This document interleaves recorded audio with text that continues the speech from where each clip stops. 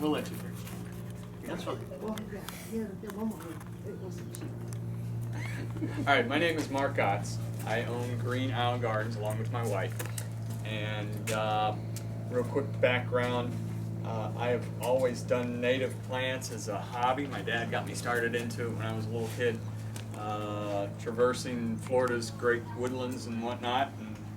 And so I've always been interested. And so when I retired from my position as a contractor, I started the nursery on a full-time basis and have been learning ever since on how to propagate these native plants, because some of them are difficult, some are pretty easy. I have a horticulture background, so I've always been interested in plants. I just never fulfilled what I did for my schooling until now. So, but it's still a learning curve, and there isn't a whole lot of information out there on how to propagate plants that are native to Florida. And so it's just a lot of passed down information. And so I thought I'd pass along a few secrets with you guys, although they're not really secrets. But first off, there's a couple. Tell anybody. Yeah, I'm telling you. But I listed a couple authors on the top of the sheet that I handed out, and here's a few other folks who might want my sheet. We'll share. You'll share. A bunch of colorful birds. Hey, Mike. So the two authors, they actually have books that list how to propagate the plants in their books. And they also have a lot of great other information about Florida wildflowers.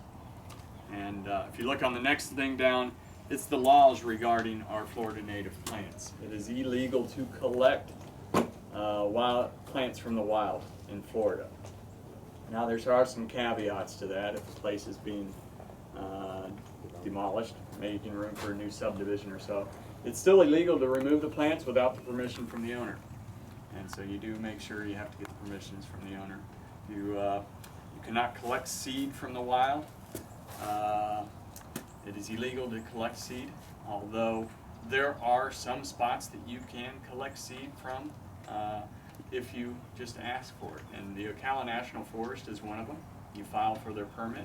You can actually go in and dig out plants in the Ocala National Forest if you file for your permit. So it's a great spot for where we collect a lot of seed.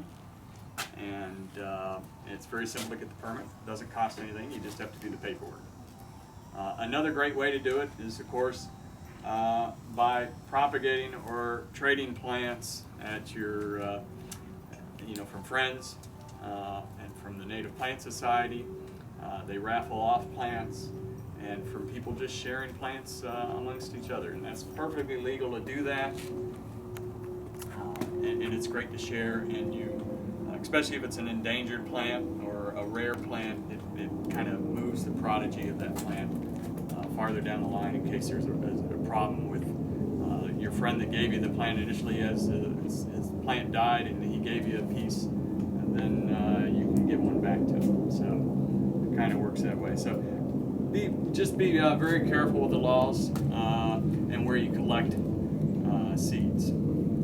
So for wildflowers in general, and all plants in general, native plants, seed is the best propagation method. You get the best genetic value from the plant,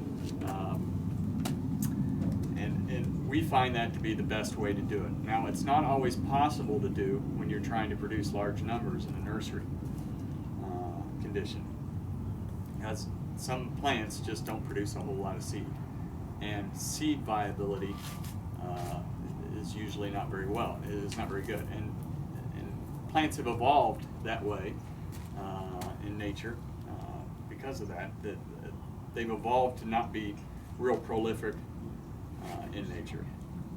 So in propagation, seed's the best way. On the back of your sheet, I've listed at least most of the wildflowers that we grow. I've listed the different methods of how we propagate, with the first method being the most prolific on how we propagate that plant. It's all highlighted in yellow there. So stem cuttings is probably one of the largest ways, or the best ways we do propagation on plants we do large production on. Calamine, lantanas, even salvias, wild petunias. Just about every one of these we do cutting production on, except for the blue-eyed grass. Even mimosa we do cutting production. It's very easy to do cuttings. It works just as well as any type of plant material, native or non-native.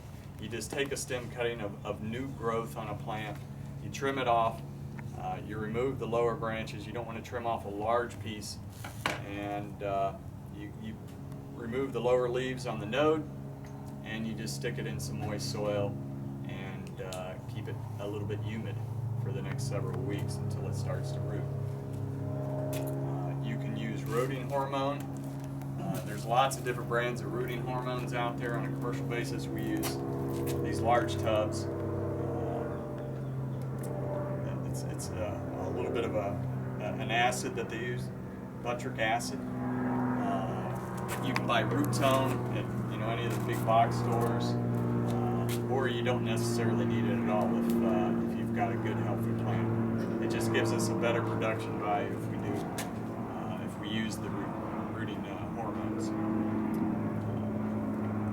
Any questions so far? Yeah. Do you use the native soil?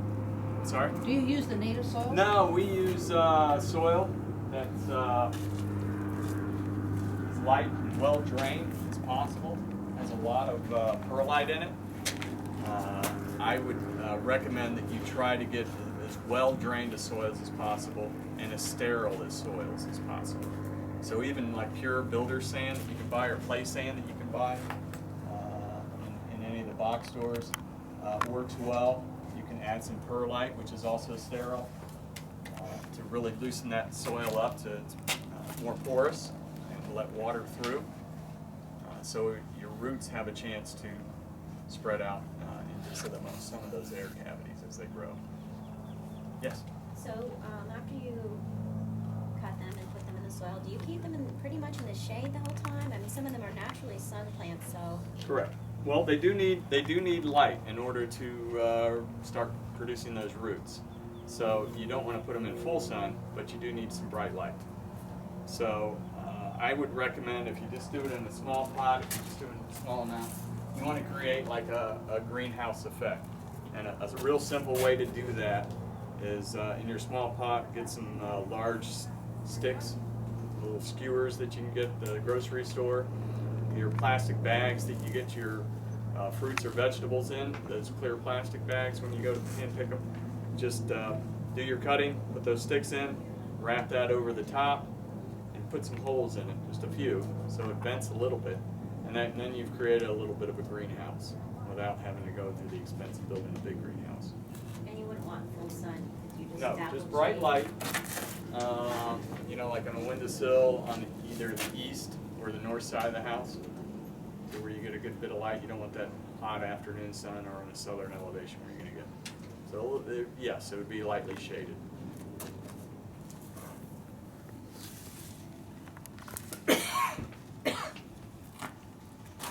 All right, so other things on plants to do stem cuttings.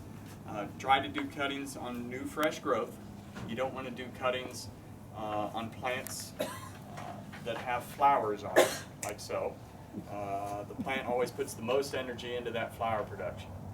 So you want to try to avoid that. And if it is in flower, you want to trim out all the flowers or potential flowers, little buds that are coming on, or spent flowers that are going to seed, because those seeds, the plant's still injecting energy into the seed production.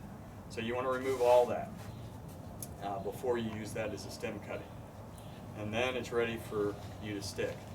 Now some plants like this is calamine, this is a Chondrodina grandiflora. It is a fall bloomer.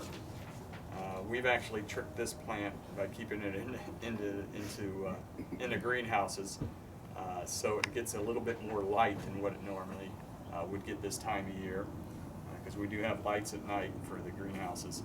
And so it's still thinking it's during its growing stage. So it hasn't put any blooms on it.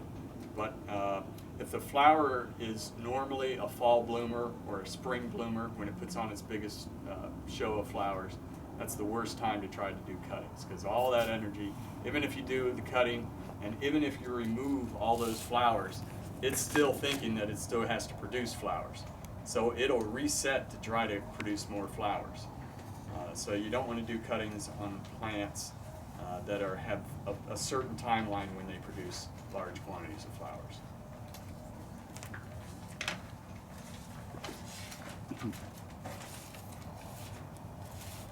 All right, so the next thing besides cutting, and I'm kind of going to go through this real quick because they didn't give us a whole lot of time to do stuff, is division. Division is another great way to do plants propagation and to share plants with other folks. Blue-eyed grass is one that does great by division. This is an iris, and you can just take, if you have a knife, a good gardening knife, which I didn't bring, but you can just slice this.